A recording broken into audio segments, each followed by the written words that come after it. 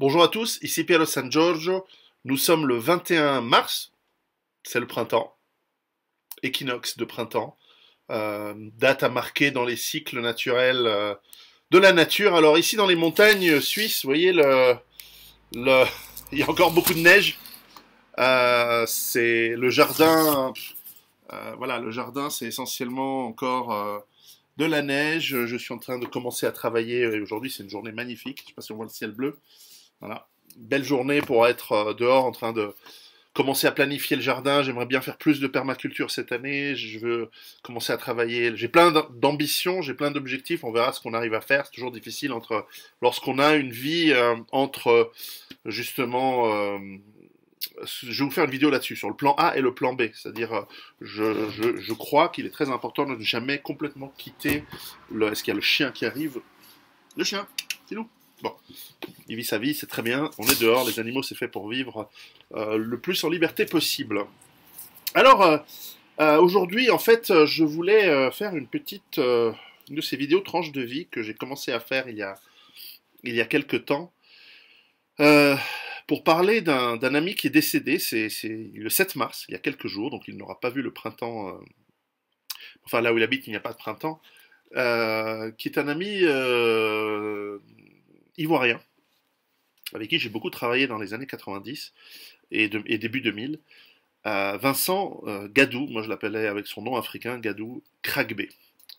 C'était un personnage connu en Côte d'Ivoire. Donc je pensais qu'il était plus jeune en fait, mais il est né en 1946, donc il avait l'âge de ma maman en fait, et à peu près. Et je l'ai rencontré en 95 quand j'ai commencé à travailler en Afrique, donc c'est il y a longtemps. Et il y a 24 ans. Ah, le chien a vu le chat. Et donc, Filou, pince génitale sinon.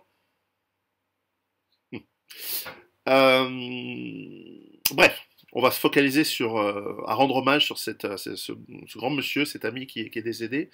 C'est quelqu'un qui avait fait ses études à New York. Donc, pince génitale et fouet. Je dois la refaire cette vidéo, c'est pas possible. Philou, arrête de nous casser les couilles. Alors, j'ai commencé à travailler en Côte d'Ivoire en 95 parce que je crois que je l'ai déjà rencontré. Si vous êtes intéressé par mon expérience en Afrique, j'ai fait une vidéo sur l'Afrique il y a déjà quelques années. Elle est assez longue, donc elle vous donnera pas mal de petites histoires intéressantes. Alors, en fait, je travaillais chez Oracle et Oracle était géré par les États-Unis.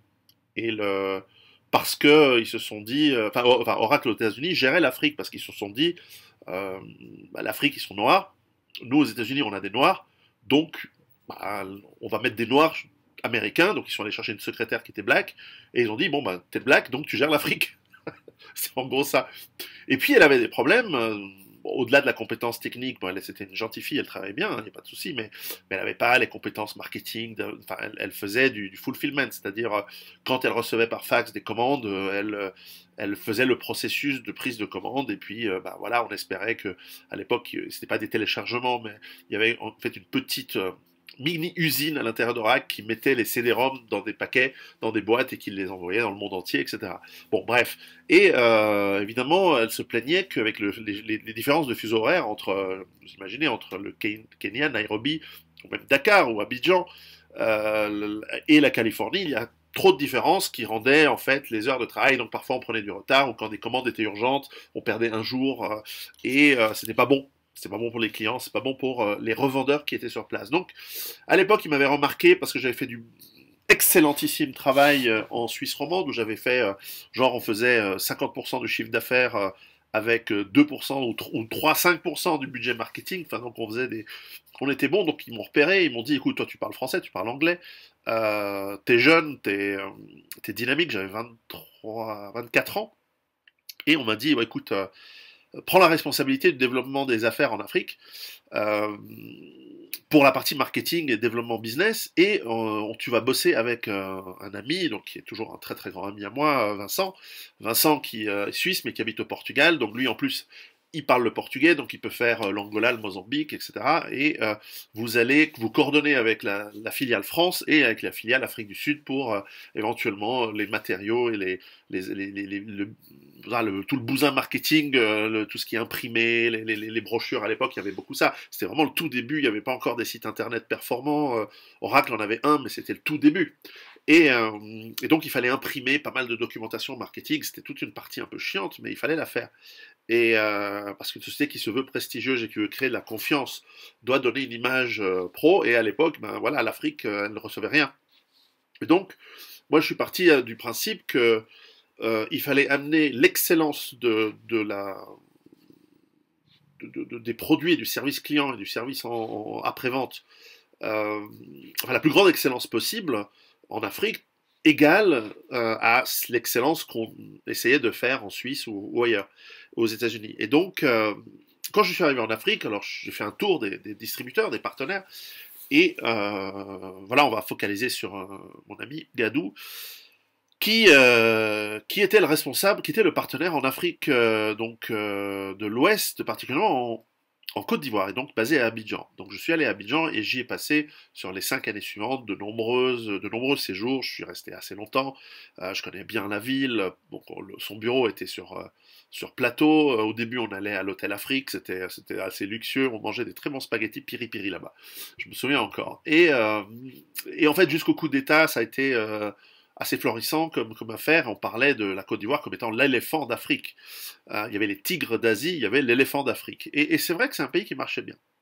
Et ce que j'avais tout de suite apprécié chez Monsieur Kragbe, chez Gadou, c'est que c'était quelque part, alors, il avait ses qualités, comme tout être humain, il avait ses défauts, mais ce que j'avais beaucoup aimé, c'était ses qualités humaines et même philosophiques. C'était un vrai patriote ivoirien, c'est-à-dire que, au-delà d'être un chef coutumier de sa tribu, et on en reparlera, c'était assez intéressant.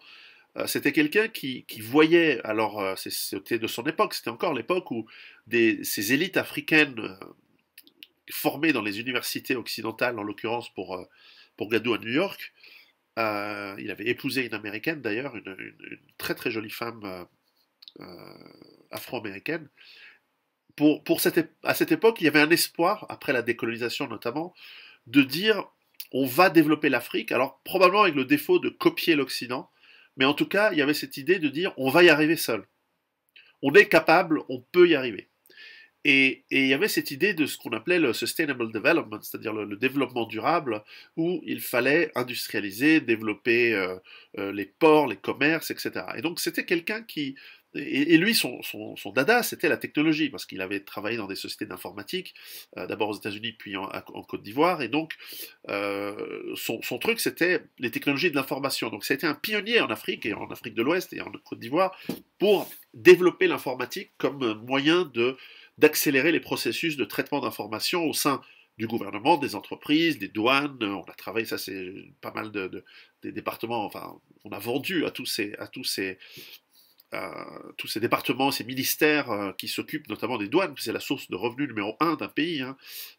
En Afrique, c'est la douane qui prend des taxes douanières sur les importations, sur les exportations, qui doit contrôler qu'il n'y ait pas de la contrebande, du trafic, et qui essaie de lutter contre la corruption qui fait, enfin en tout cas qui ôte à l'État une grande part de revenus de taxes douanières. C'est aussi le moyen d'automatiser énormément de processus on a travaillé sur des projets de microcrédit, on a travaillé sur des projets alors semi-privés, semi-étatiques, on a aussi des entreprises privées évidemment qui étaient en Côte d'Ivoire, ça marchait très très bien. Et ce que j'avais aimé justement, c'était son côté très humain, très chaleureux, très sympathique. C'est un monsieur très classe, très bien éduqué, qui parlait très très bien, et surtout qui faisait un effort surhumain pour développer son pays. Lui pensait que voilà, la jeunesse ivoirienne devait trouver du travail en Côte d'Ivoire et pas s'exporter en Europe, aux États-Unis, ou alors uniquement de manière ponctuelle pour faire des études, apprendre des compétences, mais que la jeunesse africaine et ivoirienne devait développer l'Afrique, et donc la Côte d'Ivoire. Peut-être qu'un Kémy Séba aujourd'hui dirait il aurait fallu ne pas singer les Européens, et certainement c'est vrai, mais enfin à l'époque il n'y avait pas encore cette idée de développement mixte, c'est-à-dire de prendre des compétences et des savoirs européens et américains, aujourd'hui asiatiques, et de les adapter dans les coutumes et les manières de faire africaines. Alors Sankara en Burkina avait été pionnier dans cette optique-là, dans cette philosophie, mais le Burkina est un pays moins puissant, peut-être avec moins de ressources que la Côte d'Ivoire. Donc la Côte d'Ivoire a été vraiment un test, et malheureusement ça a foiré avec le coup d'État. Alors maintenant ça redémarre, mais malheureusement beaucoup d'Ivoiriens se sont exportés pendant ces crises et sont venus en Europe, etc. Et leur destin n'est pas d'être ici avec nous. Leur destin est de se développer chez eux et peut-être avec notre aide, mais surtout tout seul, de se développer tout seul. Je pense que les Africains ont leur avenir en Afrique, et pas en Europe et pas aux États-Unis. Alors aux États-Unis c'est un petit peu plus compliqué, mais les Africains doivent retourner en Afrique. Et Gadou pensait qu'il devait déjà ne pas partir de l'Afrique, qu'il devait rester, que les forces vives des pays devaient aider à développer son pays. Il était bien conscient des problèmes ethniques. Alors en Côte d'Ivoire, il n'y a pas trop de problèmes religieux entre le nord et le sud, mais ethniquement, oui. Et il était bien conscient et il œuvrait pour une Côte d'Ivoire. Je sais qu'il avait des réticences lorsque les, le successeur de Houphouët-Boigny, qui était son ami, connaît, je me souviens plus du nom complet, eh bien, avait commencé à ébaucher cette idée de ivoirité. Et bon, ça c'était un petit peu il savait que ça allait poser des problèmes. Parce qu'en fait, Houphouët-Boigny avait, peut-être c'était le côté universaliste français, et c'est sans doute l'idée aussi de garder la Côte d'Ivoire dans ses frontières, qui sont multi-ethniques, hein, à l'intérieur. En Afrique, les pays sont multi-ethniques, et de garder un peu de démocratie. Euh, avec les problèmes que l'on sait, vous n'avez que écouter Bernard Lugan sur ce qu'il pense de la démocratie en Afrique, il a raison. Et mouche. Et donc, on a beaucoup travaillé sur ces projets, toujours avec cette ligne directrice qui était celle de, pour moi, c'était de dire modestement, on apporte de la technologie et du savoir-faire venant des États-Unis pour vous aider, mais de son côté, c'était cette grande vision de développement de son pays. Et ça m'a beaucoup touché parce que je suis toujours, en tout cas à l'époque, j'étais certainement sur certains aspects un peu naïf.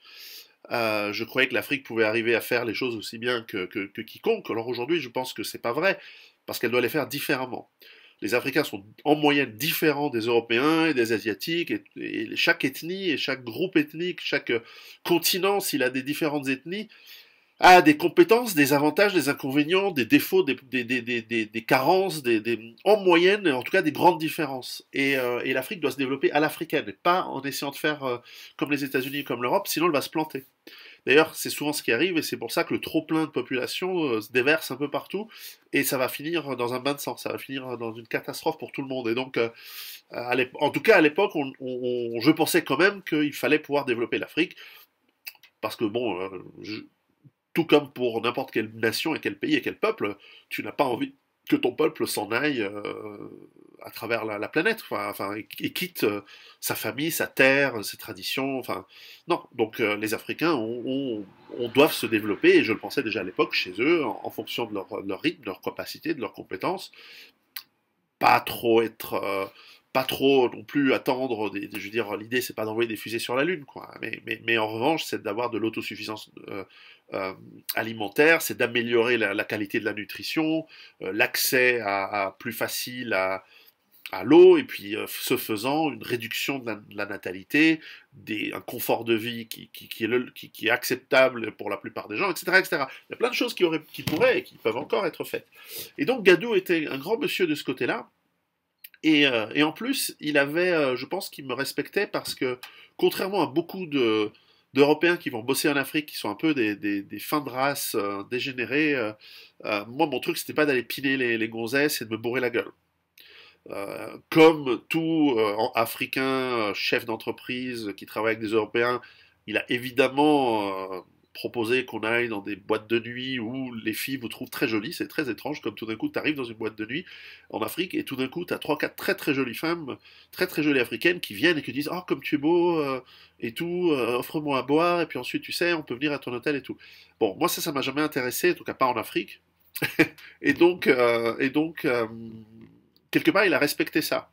Il s'est dit, ah ouais, toi t'es là pour bosser, t'es pas là pour des putes pas chères et de l'alcool. Euh, mais bon, on s'est bien amusé quand même, hein, mais pas dans ce genre d'environnement. Et donc, on a eu des discussions, on s'est fait des restaurants, donc aussi l'après-travail était très très agréable avec lui. Euh, Quand j'ai quitté Oracle, d'ailleurs, on s'est un peu perdu de vue, mais on gardait contact et je le croisais parfois dans les aéroports à Johannesburg ou dans d'autres endroits à travers le monde. Et on se faisait une petite bouffe, on essayait de ah, t'es là, bon, moi aussi, ah ouais, c'est cool. Tu vas voir qui? Je viens voir le ministre, machin, d'accord. En fait, il a eu une carrière politique, ensuite il est devenu député, etc. Ce qui était aussi très très intéressant avec mon ami Gadou, c'est que comme il était chef coutumier je pense, d'une tribu, alors on n'a pas discuté du détail, mais en gros, le vendredi, dans son bureau, il tenait audience. Donc, tous les gens de sa tribu qui étaient à Abidjan, c'était une tribu qui était de l'extérieur, qui était d'une autre région que la région, on va dire, où il y a Abidjan et Lagune, et donc, il venait le vendredi pour lui expliquer, voilà, alors j'ai tel problème, ou j'ai un conflit avec machin, avec un cousin, ça va pas. Et donc, lui devait arbitrer, devait amener sa sagesse de chef africain en disant, bon, écoute, voilà, ça va pas, je vais lui dire un mot, ou alors, bon, écoute, t'as eu un problème, tiens, voilà un peu d'argent. Et parce que souvent, il demandait de l'argent. Et il me disait, tu sais, la raison pour laquelle je demande de plus en plus de rabais, parce qu'il nous demandait toujours fais-moi un rabais de plus, fais-moi 5% de plus, etc. Donne-moi plus de marge. Et il me disait, tu sais, la raison, c'est parce que je dois dépenser beaucoup d'argent pour ces gens-là. Alors ensuite, est-ce que c'était les caisses de l'entreprise ou son argent personnel? Ah, ça, on s'en fout. Je suis italien, j'en ai rien à branler de ces conneries. Tu prends l'argent là où il est, tu fais le bien autour de toi, et puis voilà. T'es le chef, fais pas chier.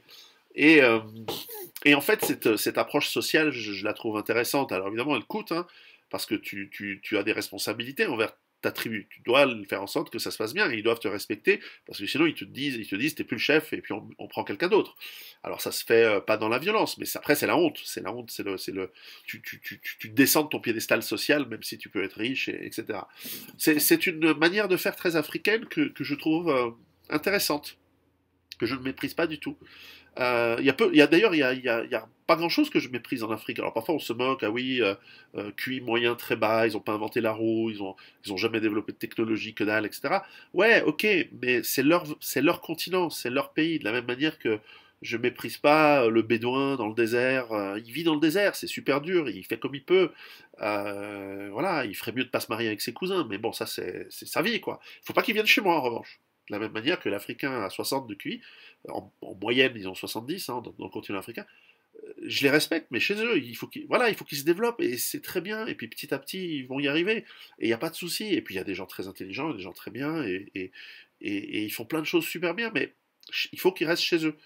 Et ça, on se comprenait. Ça. Alors, j'avais pas explicité à l'époque, j'étais encore tout à fait dans le développement infini, la croissance, le business, etc. Et, mais aujourd'hui, évidemment, j'ai évolué.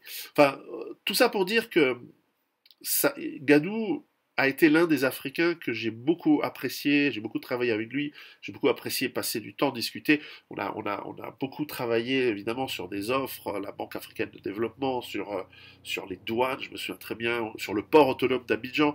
On a, on avait des offres très dures parce qu'on était en concurrence avec des concurrents mieux implantés que nous depuis le plus longtemps, comme par exemple SAP qui travaillait beaucoup avec Bull, qui était très implanté en Afrique de l'Ouest.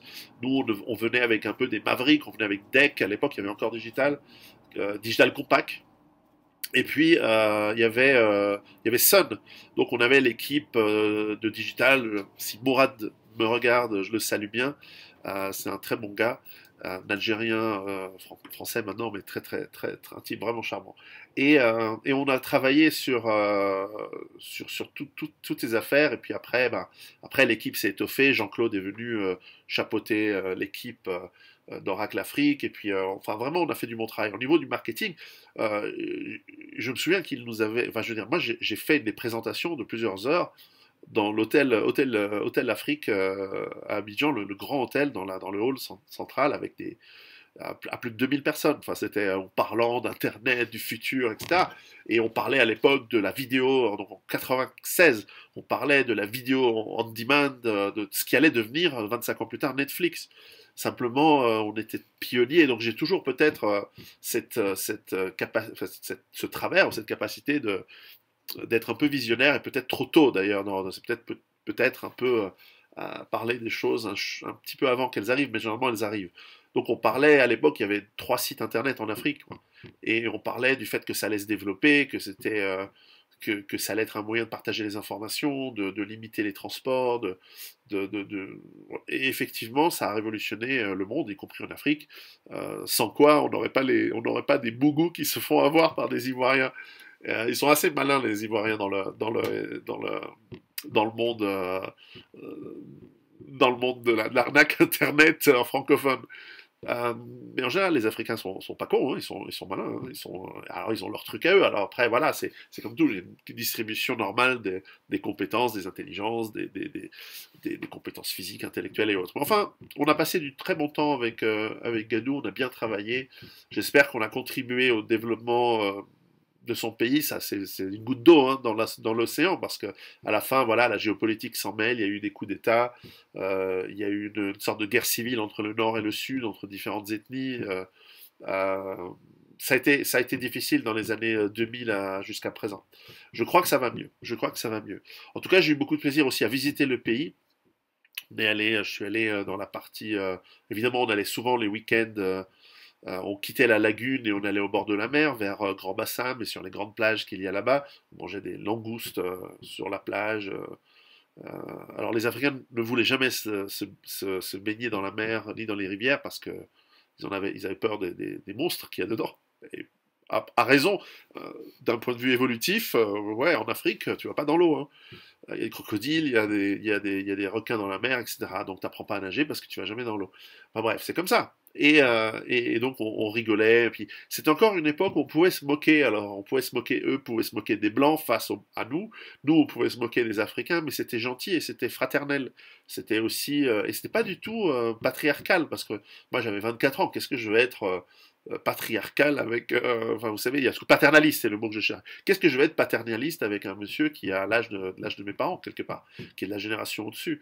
Non, on a du respect, mais comme on travaille ensemble, on se taquine, on se moquait, etc. Et c'est comme ça que j'ai toujours envisagé, que j'envisage toujours les rapports entre les ethnies, entre les peuples, etc. Il faut pouvoir taquiner, à partir du moment où on a une certaine fraternité d'entraide et de travail ensemble. Ça ne veut pas dire qu'on doit vivre ensemble et qu'on doit se mélanger, mais on peut s'entraider, on peut, si possible, faire en sorte que l'ensemble, vous savez, les cercles concentriques, j'aime bien cette idée, c'est que toi, tu essaies d'être le meilleur homme, ou j'imagine femme possible, tu fais en sorte que tes enfants et que ta famille soient le mieux possible en termes d'éducation, de protection, de sécurité, de développement, tout ce que tu veux, confort peut-être, force mentale, etc. Puis ensuite, c'est tes amis, et ensuite, c'est peut-être ta ville, ton quartier, puis ensuite, c'est ta nation, ton peuple, et puis après, bah, c'est l'espèce humaine, bien sûr. Mais si tu mélanges ça et qu'il n'y a plus des priorités, c'est la guerre. Et c'est vers quoi on va. Mais on reviendra à des relations, à des termes plus fraternels dans le monde d'après celui qui est en train de mourir en ce moment. Si on sera là. Donc c'est pour ça aussi qu'il faut se préparer. Donc, mon cher ami Vincent Gadou Cragbé, qui est décédé le 7 mars d'une opération, au cours d'une opération, eh bien, une opération chirurgicale au cœur, je crois. Je ne sais pas si c'était en France, en Côte d'Ivoire ou aux États-Unis. Euh, J'espère que tu as rejoint ton Valhalla à toi, le paradis de tes ancêtres, le monde des esprits, de tes ancêtres guerriers glorieux d'Afrique, et que de là-bas, tu manges du bon cochon de lait et que tu as plein de jolies femmes autour de toi. À un jour peut-être. Ciao.